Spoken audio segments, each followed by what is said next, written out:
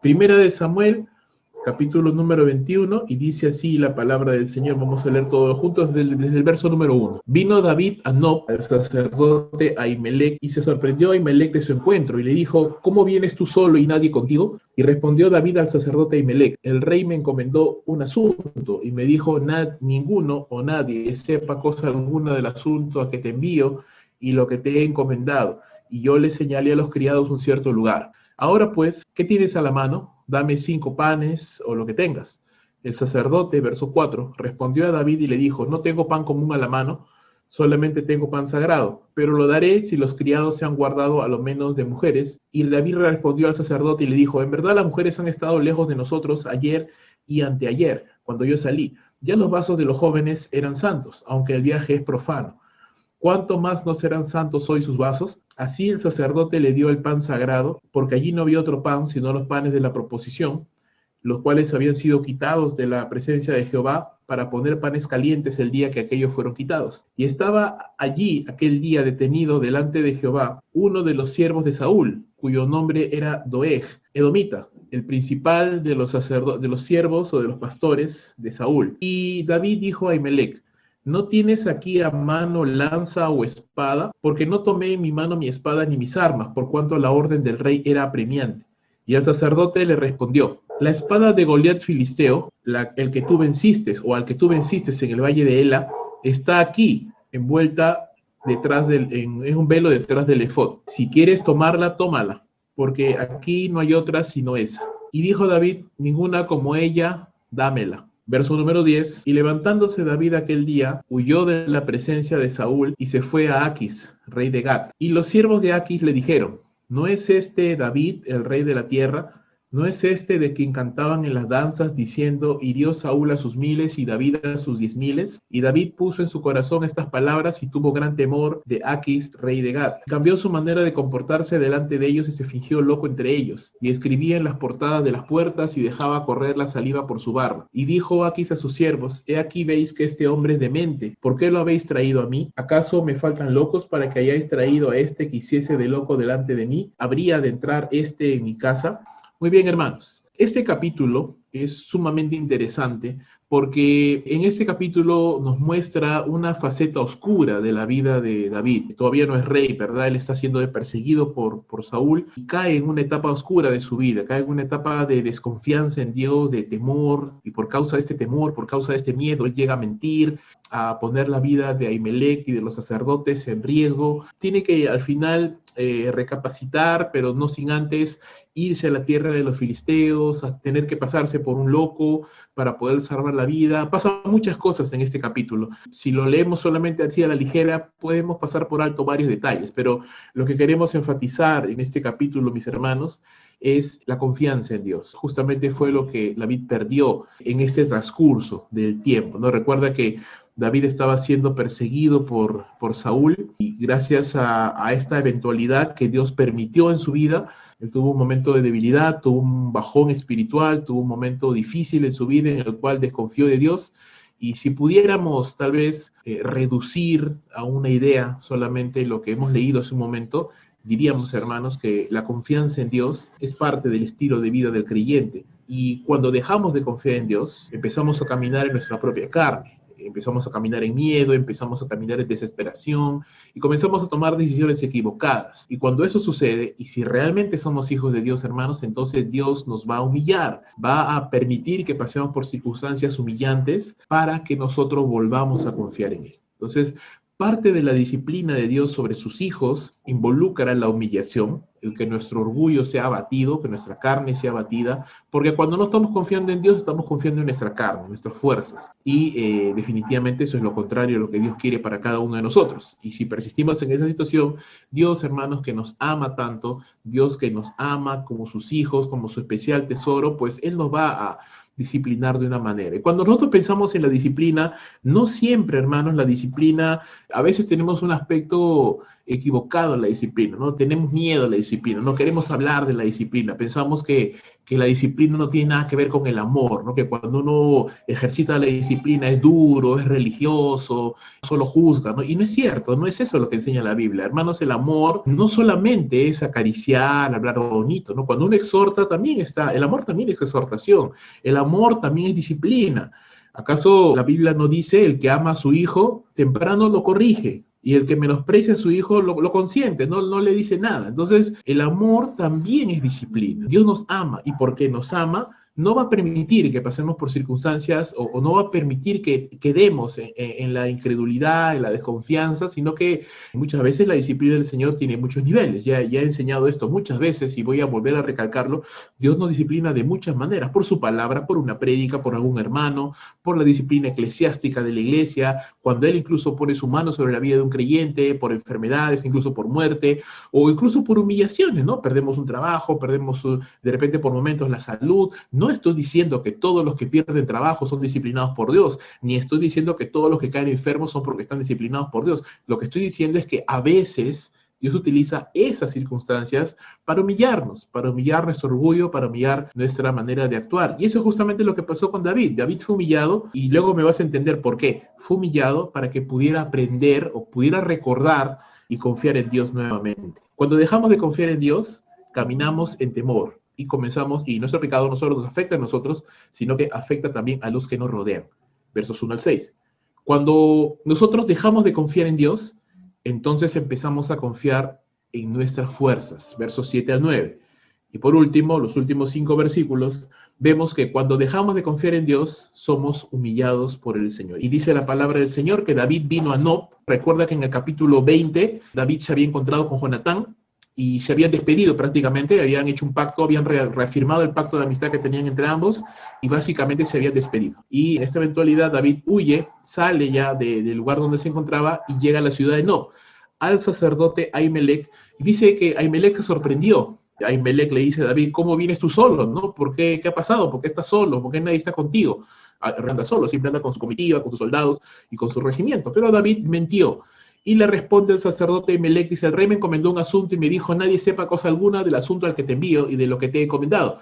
Y yo le señalé a los criados un cierto lugar. Ahora pues, ¿qué tienes a la mano? Dame 5 panes o lo que tengas. El sacerdote Ahimelech le respondió a David y le dijo, no tengo pan común a la mano, solamente tengo pan sagrado, pero lo daré si los criados se han guardado a lo menos de las mujeres. Y David le respondió al sacerdote Ahimelech y le dijo, en verdad, las mujeres han estado lejos de nosotros ayer y antes de ayer, y cuando yo salí. Ya los vasos de los jóvenes eran santos, aunque el viaje es profano. ¿Cuántos más no serán santos hoy sus vasos, es decir, sus cuerpos? Así el sacerdote le dio el pan sagrado, porque allí no había otro pan, sino los panes de la proposición, los cuales habían sido quitados de la presencia de Jehová para poner panes calientes el día que aquellos fueron quitados. ¿Sí? Entonces, ¿qué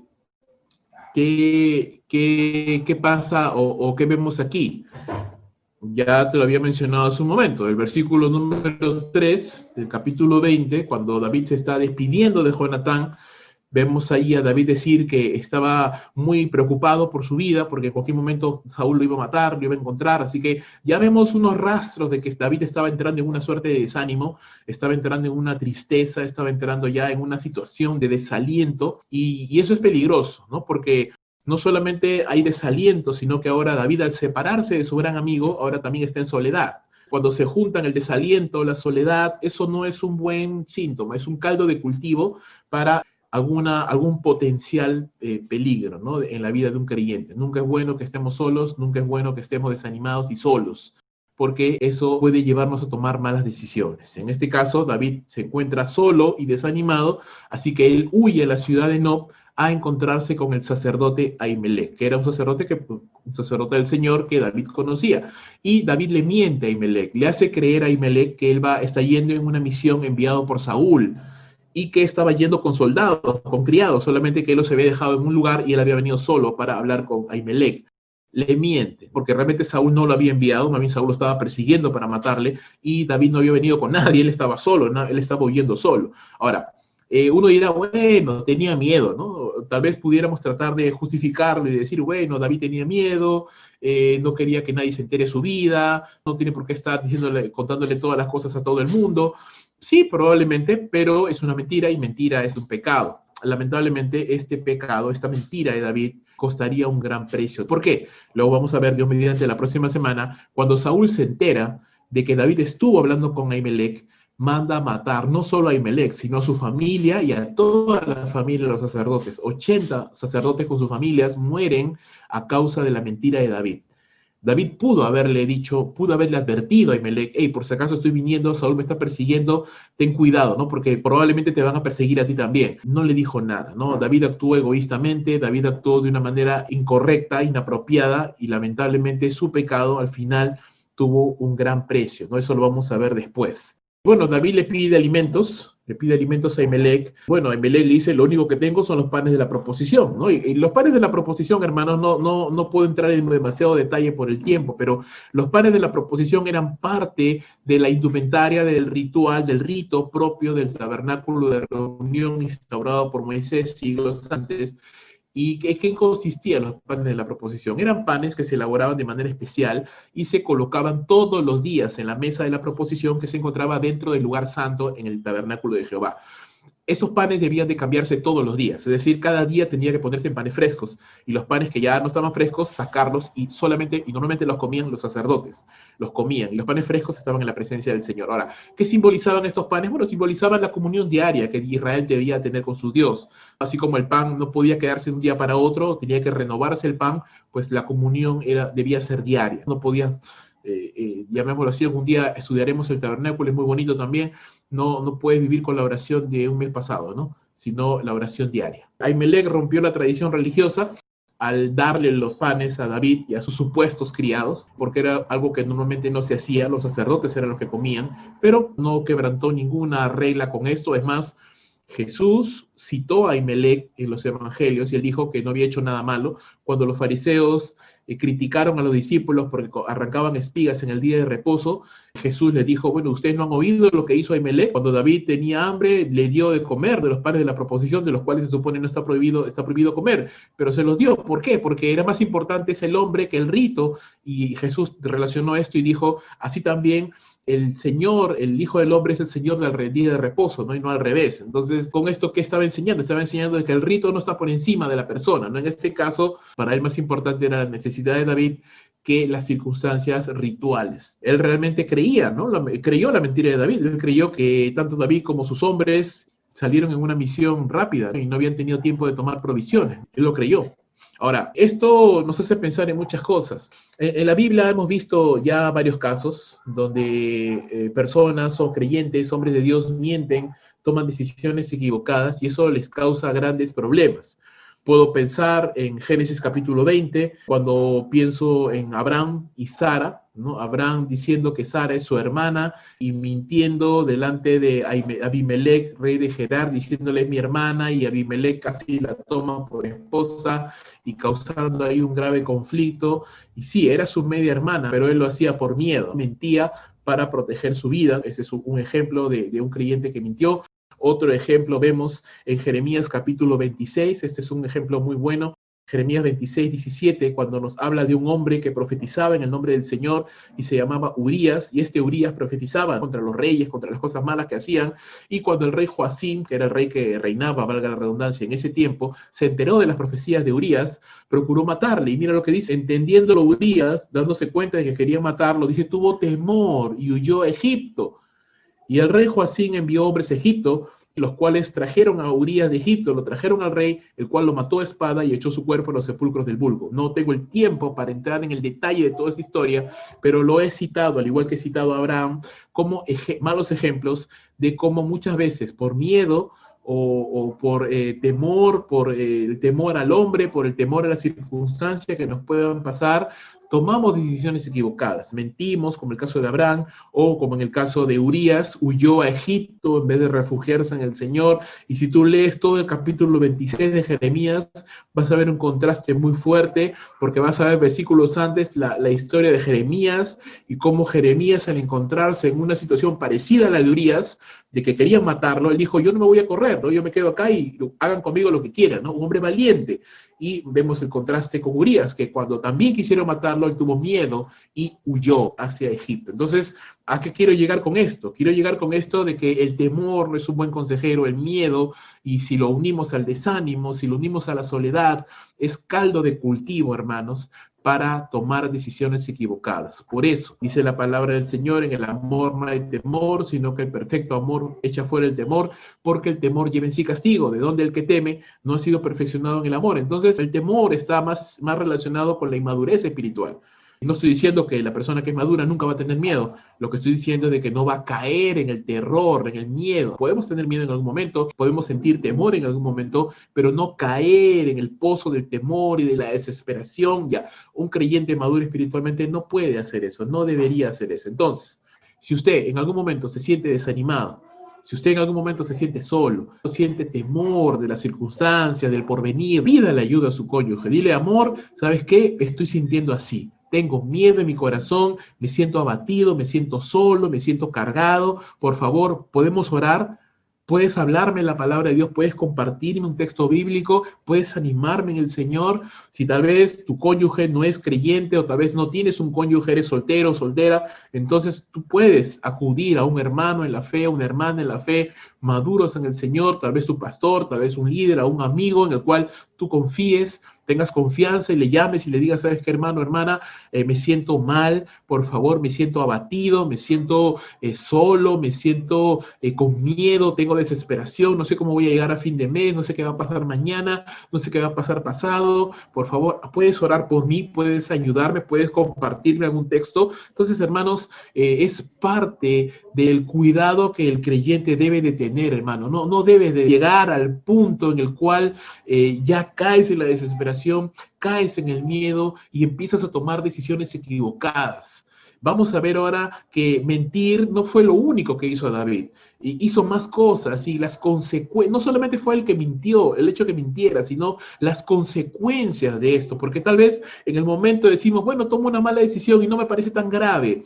Pero hermano, cuando tomamos decisiones equivocadas, eso nos va encadenando a otras decisiones equivocadas y las consecuencias no necesariamente las vamos a ver en el momento, las vamos a ver después. Y ahí es cuando comenzamos a ver los problemas. Ya te lo mencioné en su momento. En el instante, David mintió. Sí, probablemente a muchas personas no les parecía tan grave la mentira de David, ¿no? Pero lo que tú no te das cuenta es de que su mentira causó que 80 familias murieran. Ojalá solo fuera que el pecado nos afecta a nosotros, pero el pecado no solo nos afecta a nosotros, sino que mi pecado me afecta a mí y afecta a los que me rodean. Entonces, vuelvo a repetir, si usted se siente cansado, si usted se siente abatido, si usted se siente temeroso de alguna circunstancia, hermano, no sea orgulloso, no sea orgullosa, pida ayuda.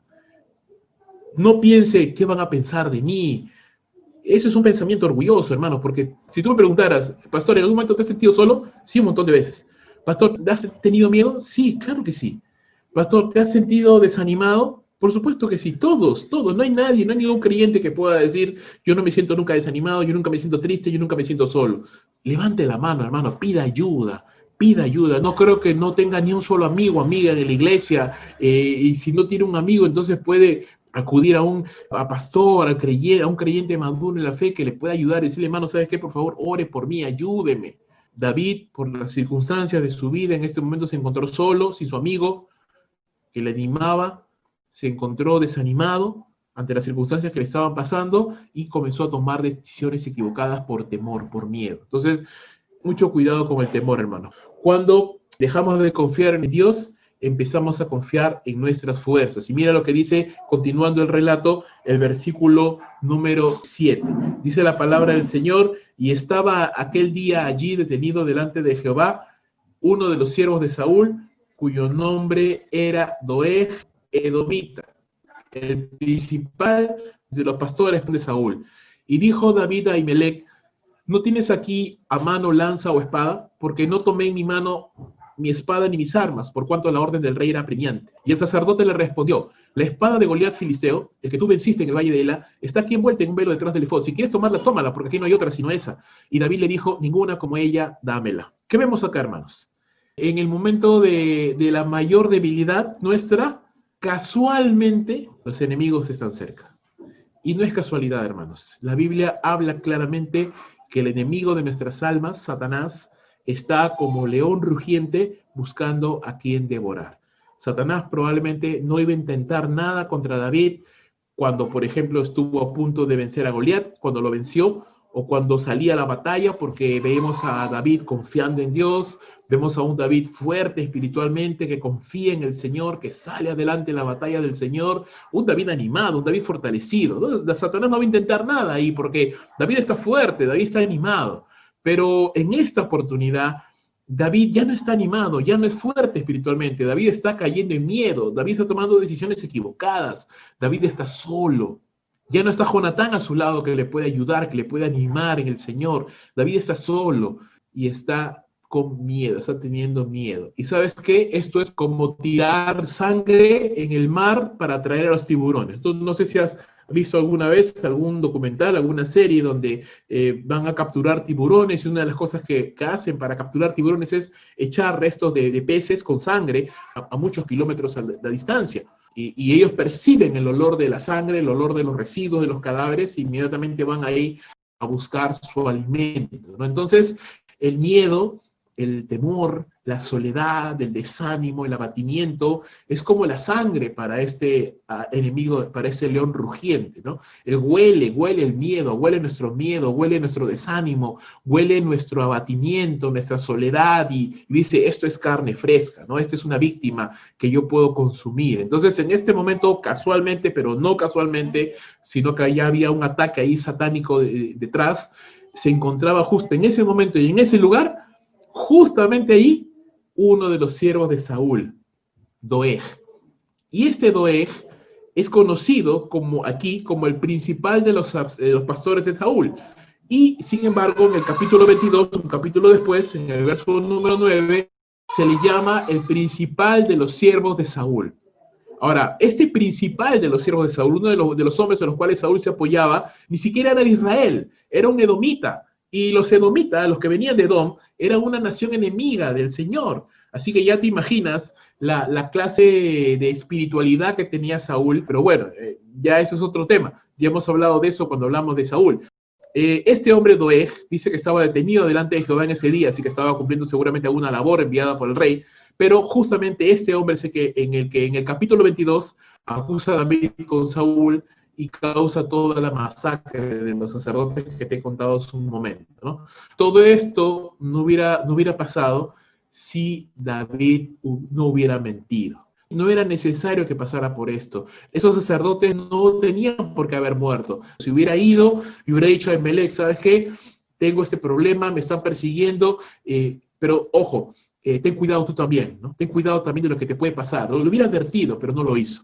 El capítulo 22, verso 22, y eso lo vamos a ver la próxima semana, nos dice que David vio a Doeg. No es que no lo vio. Sabía que Doeg lo iba a acusar.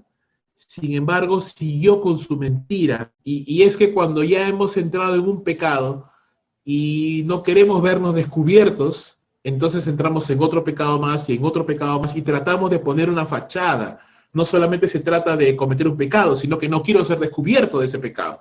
Entonces comienzo a construir una fachada de que todo está bien y construyo sobre un pecado, otra mentira, otro pecado, otra mentira, otro pecado, y comienzo a construir una fachada de que todo está bien cuando no es así. En este caso, David lo había visto a Doeg, sabía que Doeg iba a acusarlo con Saúl. Era el momento para decirle, ¿sabes qué, Abimelech? Yo te he mentido, ¿no? Yo te he mentido, me he equivocado, perdóname, hermano, por favor, pero mira, Saúl me está persiguiendo y acabo de ver a uno de sus siervos y él me va a acusar y te va a acusar a ti también. Así que ten cuidado, por favor. Cuando yo me vaya, tú también escapa con tu familia, pero no. ¿Qué quiso hacer David? Quiso seguir, ¿no? La mentira, no dijo nada, vio a Doeg, sabía que le iban a acusar, pero no dijo nada. Es más, siguió la mentira. Le dijo a Abimelech, ¿sabes qué, Abimelech? No solamente no tengo pan, sino que ni siquiera tengo armas, porque el rey me pidió que saliera así rapidísimo y tuve que salir corriendo y ni siquiera agarré mi espada. Ahora, yo te pregunto, hermano, ¿un general se va a olvidar de su espada?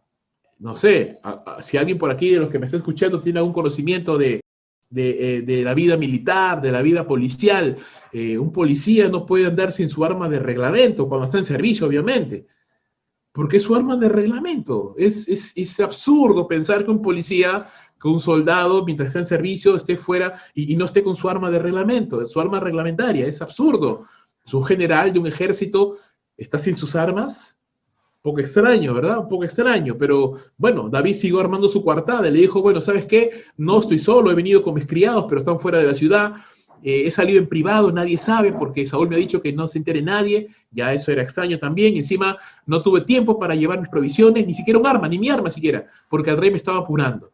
Ya, eso sonaba raro, eso sonaba extraño ya, y aquí también vemos dos cosas, vemos por un lado, la mentira de David, que no solamente mintió una vez, sino que al ver a Doeg y saber que podía ser acusado, siguió mintiendo y siguió construyendo una fachada de mentira en vez de confesar. Y por otro lado, la falta de discernimiento, la falta de la ingenuidad de Ahimelech, que creyó simplemente, porque David me dijo ya, así debe ser, ¿no? Y creyó en la mentira. Ahimelech era un sacerdote, recuérdalo. Era un sacerdote y por ende no tenía armas, no era un hombre de Dios, no era un hombre de armas, no tenía armas. Sin embargo, también casualmente en ese lugar se encontraba la espada de Goliat filisteo, la cual David había ganado. Si tú recuerdas en los capítulos anteriores, cuando David mata a Goliat, le corta la cabeza con su propia espada, y David gana esa espada, ¿no? Y la había dejado aparentemente allí, en la ciudad de Nob, resguardada por los sacerdotes. Y cuando el sacerdote le dice a David, mira David, yo no tengo ningún arma, soy sacerdote, pero tengo la espada de Goliat, la que tú ganaste, si quieres llévatela porque yo no tengo nada que hacer con ello. ¿Qué dice la palabra del Señor? Dice que David se alegró y dijo, ninguna como ella, dámela, ¿no? Se alegró de tener esa espada en sus manos. Ahora, qué diferente, ¿no? Qué diferente, es la misma espada, pero son dos circunstancias diferentes, ¿no? En la primera circunstancia, David era un muchachito, David era un pastorcillo de ovejas, David no tenía nada, David era un hombre menospreciado por su padre, menospreciado por el ejército, menospreciado por sus hermanos, menospreciado por Saúl, menospreciado por Goliat, pero era un muchachito lleno de fe y de confianza en Dios y de valor. Cuando Goliat se acercó a él con espada, lanza y jabalina, David le dijo, tú vienes a mí con espada y lanza y jabalina, mas yo vengo contra ti en el nombre de Jehová de los ejércitos, ¿no? Y lo venció, ni siquiera con una espada, lo venció con una piedra, con una honda.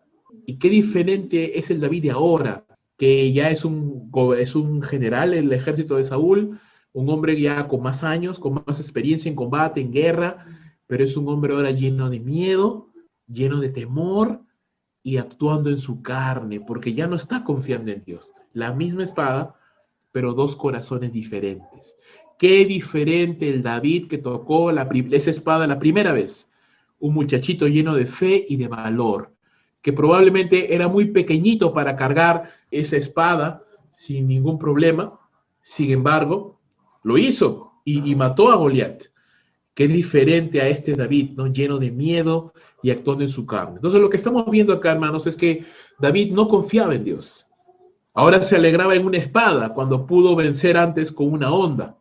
Lamentablemente este David había acudido a la ciudad de los sacerdotes y ante Ahimelech, pero no para buscar la dirección de Dios, la protección de Dios, sino para buscar su provecho personal. ¿Por qué? Porque obviamente, hermanos, cuando dejamos de confiar en Dios, empezamos a confiar en nuestras fuerzas, en nuestro dinero, en nuestra salud, en nuestros amigos, en lo que podemos hacer, en lo que sabemos, y no en Dios. La palabra del Señor dice claramente, Jeremías capítulo 17, maldito el varón que confía en el hombre y pone carne por su brazo, y su corazón se aparta de Jehová. Será como la retama en el desierto, y no verá cuando viene el bien, sino que morará en las sequedades en el desierto, en tierra despoblada y deshabitada. Bendito el varón que confía en Jehová, y cuya confianza es Jehová, porque será como un árbol plantado junto a las aguas, que junto a la corriente echará sus raíces, y no verá cuando viene el calor, sino que su hoja estará verde, y en el año de sequía no se fatigará, ni dejará de dar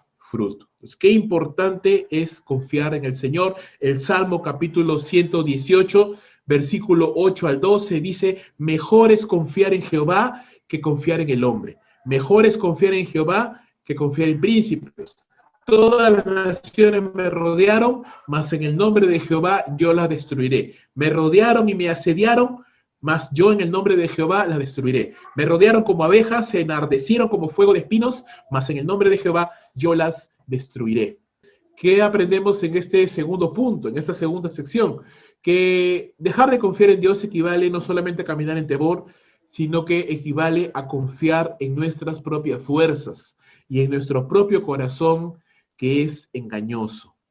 Equivale a confiar en lo que nosotros podemos hacer por nosotros mismos, a comenzar a buscar soluciones carnales, propias, lo que yo puedo hacer, y no buscar sabiduría de Dios, no buscar consuelo de Dios, no buscar dirección del Señor. Hermanos, si te dije hace un momento, si te sientes solo, si te sientes abatido, si te sientes con miedo, si te sientes cargado, turbado, acude a una persona, acude a alguien que te ayude, pero esa persona, ¿cómo te va a ayudar? ¿Con sus propias palabras, con su propio consejo? No.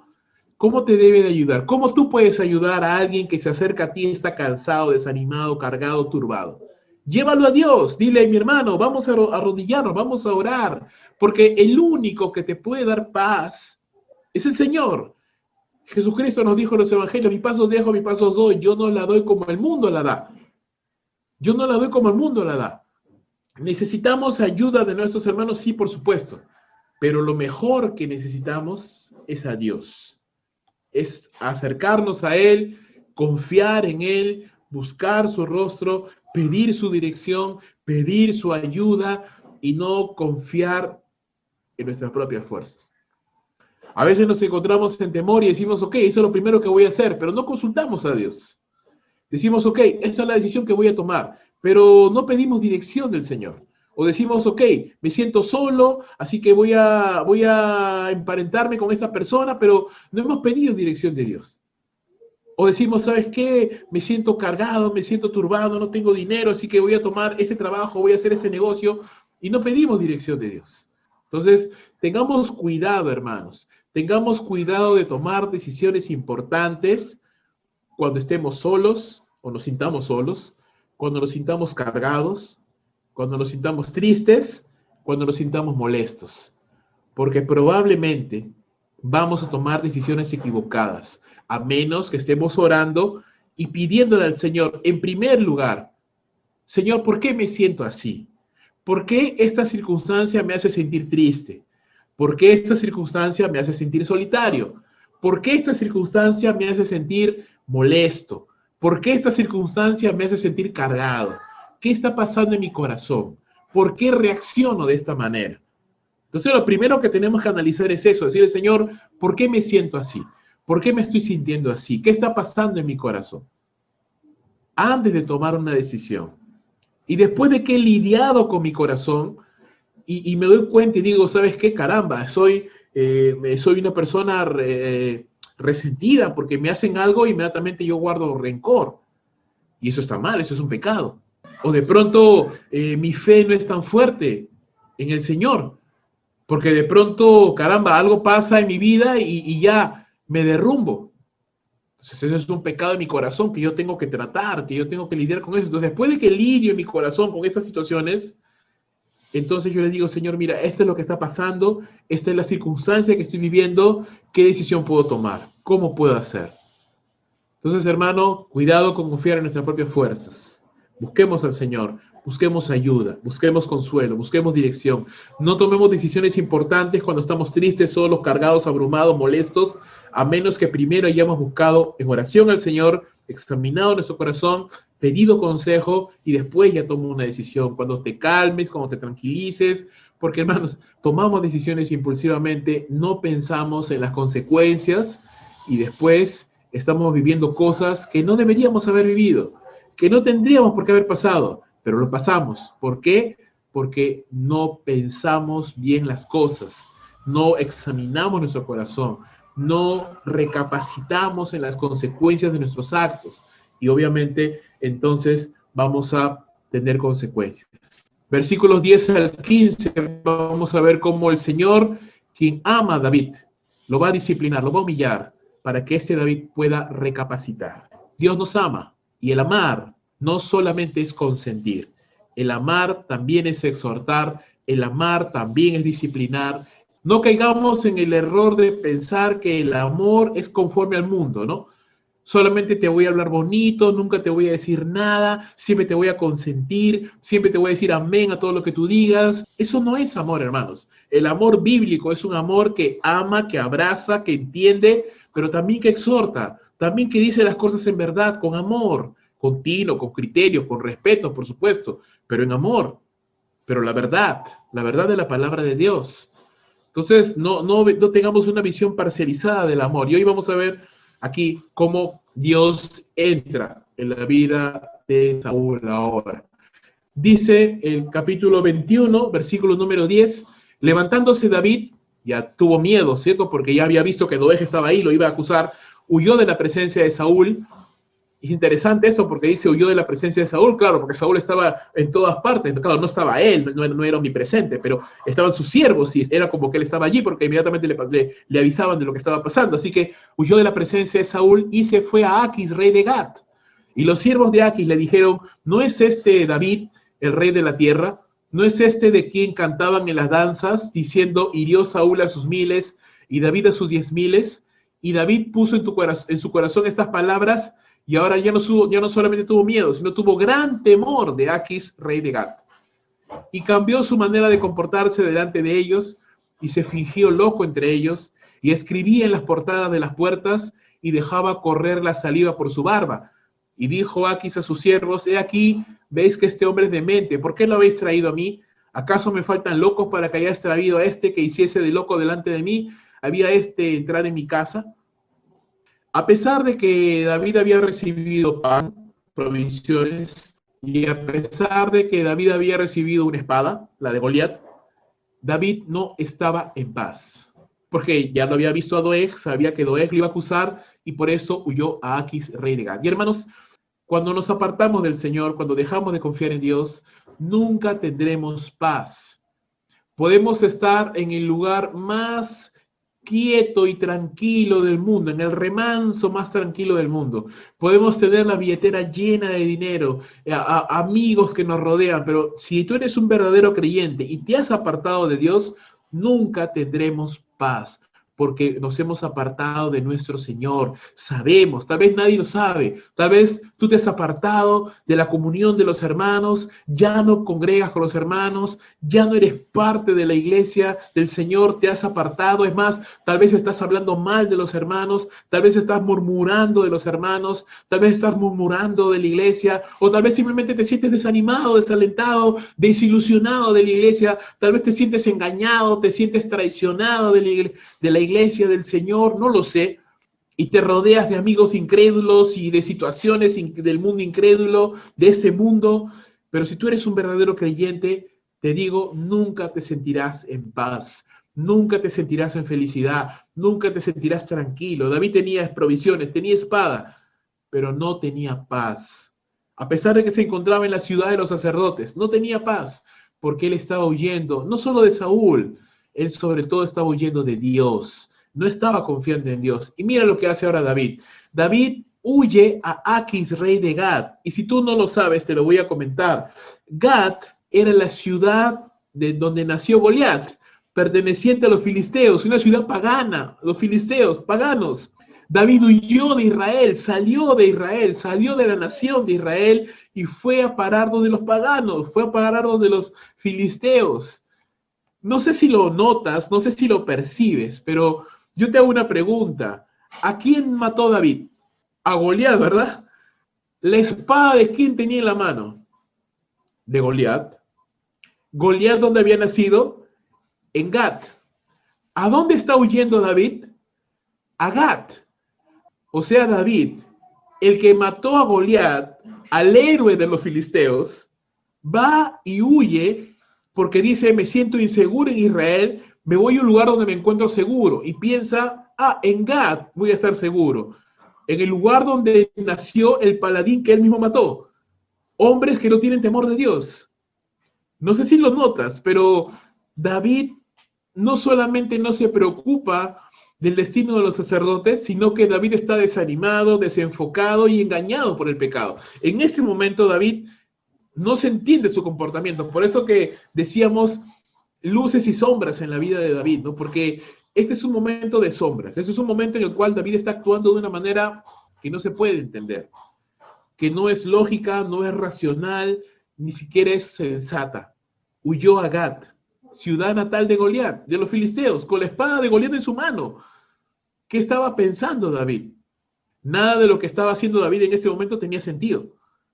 No tenía sentido buscar refugio entre los paganos, donde había nacido el paladín que él mismo había matado. No tenía sentido ir con la reliquia, la espada de Goliat en su mano. No tenía sentido. Nada de lo que estaba haciendo David en ese momento tenía sentido. ¿Por qué? El pecado nos engaña. El pecado nos hace ver seguridad donde hay inseguridad. El pecado nos hace ver victoria donde hay derrota. El pecado nos hace pensar que lo que estamos haciendo es lo correcto. Y no es lo correcto, hermanos. El pecado nos hace ver solamente lo instantáneo, lo momentáneo, pero no nos deja ver las consecuencias de nuestros actos. Lamentablemente, hermanos, David se dejó llevar por el pecado, se desenfocó y estaba abrazando el pecado, y el pecado lo estaba engañando. Y aquí empieza el cambio, y damos gracias a Dios. ¿Por qué? Te dije hace un momento, Dios ama a David, como Dios te ama a ti, mi hermano, mi hermana, como Dios me ama a mí. Dios nos ama y no va a permitir que nosotros encontremos reposo alejados de Él. Por eso es que si tú eres un verdadero creyente, cuando nos apartamos del Señor no nos sentimos bien. El Espíritu de Dios nos redarguye, nos sentimos mal, nos sentimos tristes, abatidos, porque no es la voluntad del Señor que estemos alejados de Él. Así que, ¿qué sucedió? Pues Dios permitió que los siervos de Aquis lo reconocieran. ¿No? Los siervos de Aquis, rey de Gat, lo reconocieron, dijeron, este no es David, no es el paladín de Israel, no es el héroe en Israel. Mira, gracias a Dios que no lo reconocieron como el que mató a Goliat, porque probablemente era muy chiquillo cuando lo mató, pero lo reconocieron como el general de Israel, como aquel que mataba a sus 10,000.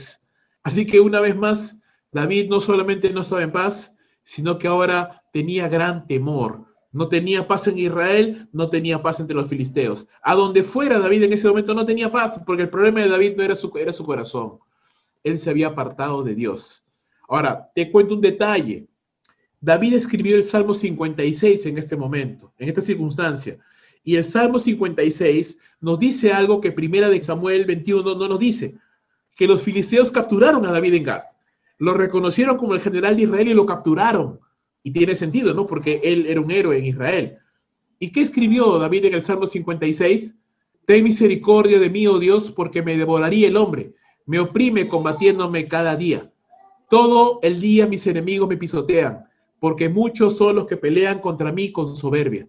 En el día en que yo temo, yo en ti confío.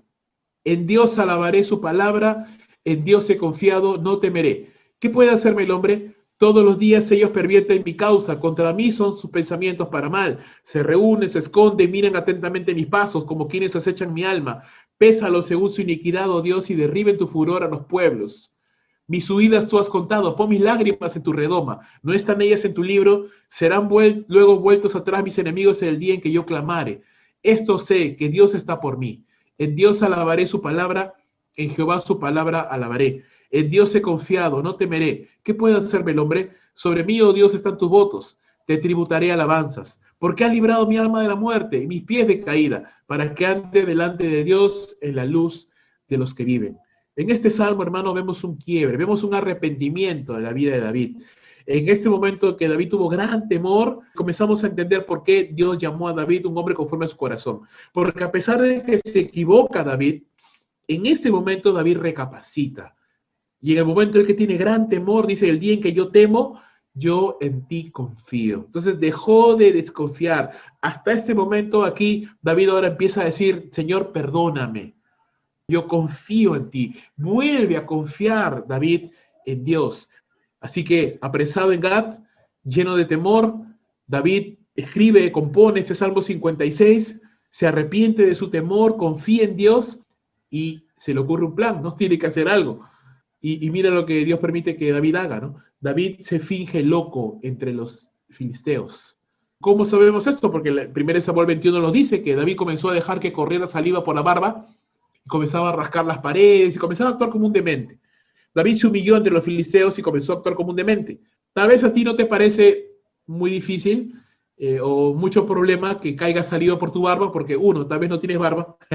Dos, Bueno, a mí algunas veces he tomado sopa y se me derrama un poco de sopa por acá y de verdad es incómodo porque se te queda aquí y después tienes que lavarte bien con jabón y todo porque se queda ahí, no es como que tienes la piel así sin cabellos y solo te pasas un trapo y ya está, ¿no? Pero no, si te chorrea algo por acá es incómodo, tienes que lavarte toda la barba y todo esto, ¿no? Y no solamente es por eso, sino porque en los tiempos bíblicos, en las sociedades orientales, una humillación relacionada con la barba, por ejemplo, que te la cortaran o que te la raparan o que algo pasara, se ensuciara tu barba, era algo humillante para los varones. Así que lo que Dios permitió es que David se humillara grandemente en este momento, se humillara haciéndose pasar por loco. Me pongo a pensar, Dios pudo haberlo liberado simplemente, ¿no? Como sucedió con Pablo, por ejemplo, ¿no? Un temblor en la prisión y las puertas se abren y Pablo salió.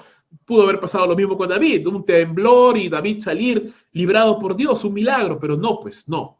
Porque Pablo llegó a la prisión por obedecer al Señor, por predicar el Evangelio. David llegó a prisión por su pecado. Así que, ¿qué va a suceder? Dios lo tiene que humillar. Ok, David ya oró, David ya recapacitó, está bien, pero ahora en la soberanía y en la sabiduría de Dios como un padre amante, está educando a su hijo, le está enseñando. Permite que David se humille para que entienda. Y bueno, su plan funcionó, se hizo el loco y lo tomaron por loco y lo dejaron ir. David salió bien librado por la gracia de Dios, pero fue humillado. Aquí en Gad, hermanos, David se arrepintió de su incredulidad y volvió a confiar en Dios. Y mira, te cuento otro detalle bonito. En este momento, en gratitud a que Dios lo liberó, David escribe el Salmo 34 también. Te confieso, es uno de mis salmos favoritos. Vamos a leer solamente los primeros versos.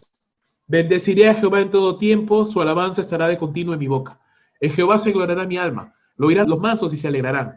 Engrandeced a Jehová conmigo y exaltemos a una su nombre. Busqué a Jehová, y él me oyó, y me libró de todos mis temores. Los que miraron a él fueron alumbrados, y sus rostros no fueron avergonzados. Este pobre clamó, y lo oyó Jehová, y le libró de todas sus angustias. El ángel de Jehová acampa alrededor de los que le temen, y los defiende. Qué hermoso. Vimos las sombras, ahora las luces en la vida de David. David sí, llegó un momento de oscuridad, mintió, pecó contra Dios, se apartó del Señor. Pero Dios ama a David y no va a permitir que continúe su pecado. Así que lo humilla, permite que pase por una humillación, que sea capturado, que se haga pasar por loco. David recapacita, se humilla ante el Señor, pide perdón a Dios y Dios lo libera. Pero lo humilla para que entienda. El pecado nos engaña, pero si somos hijos de Dios, el Señor nos disciplinará y humillará para que podamos volver a confiar en Él. Porque cuando abrazamos el pecado, hermanos, nos volvemos orgullosos. Pensamos que nadie más tiene la razón, que todos nos atacan, que todos nos juzgan, que todos nos insultan, que todos nos maltratan. El pecado nos ciega, hermanos. Cuando uno peca contra el Señor, cuando uno se equivoca, tú no puedes ir acusando a todo el mundo de tu pecado.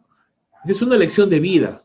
Cuando tú te equivocas, tú no vas acusando a las personas, tú no vas descargando tu responsabilidad en otras personas. Tú te examinas. Tú dices, Señor, que he hecho mal. Señor, perdóname. Y si tengo que pedirle perdón a alguien, lo hago. Pero yo no voy diciendo a las personas, no, tú tienes la culpa. No, tú me hiciste esto. No, eso no está bien. Eso es orgullo. Humillémonos ante el Señor. Pidámosle perdón a Dios. El pecado tiene consecuencias. Lo real es esto. Cuando yo decido no humillarme ante Dios, entonces Dios me va a humillar ante los hombres para que aprenda la lección. Si soy realmente un hijo de Dios. ¿Quieres ser humillado por el hombre? Creo que a nadie nos gusta ser humillados ante los hombres, ¿cierto? Entonces humillémonos ante Dios. Pidámosles perdón a Dios. Busquemos siempre confiar en Dios. Buscamos siempre confiar en su palabra. Cuidado. El pecado no solamente nos afecta a nosotros, sino afecta a los que nos rodean. En el día en que más tienes temor, hermanos, confía en el Señor. Ya sabes, si te sientes solo, cargado, triste, atribulado, con miedo, pide ayuda. Busca al Señor. Busca a un hermano o hermana que te pueda ayudar. Porque el pecado nos desenfoca, nos engaña y nos lleva a confiar en nuestras fuerzas en vez de confiar en el Señor. Nos hace pensar que todos nos juzgan, que todos nos hablan mal, que la culpa es de los demás, y no nos lleva a examinarnos a nosotros mismos. Y si si no nos examinamos, no hay arrepentimiento. Y si no hay arrepentimiento, no hay cambio. Si no hay cambio, no hay restauración. No puede haber restauración sin cambio. Y si no nos humillamos ante el Señor, hermanos, Dios nos humillará. Cuando no confiamos en Dios, hermanos, nunca encontraremos paz en ningún lugar donde vayamos. Hagamos lo que hagamos, viajemos a donde viajemos. Si no estamos confiando en Dios, hermanos, no encontraremos paz.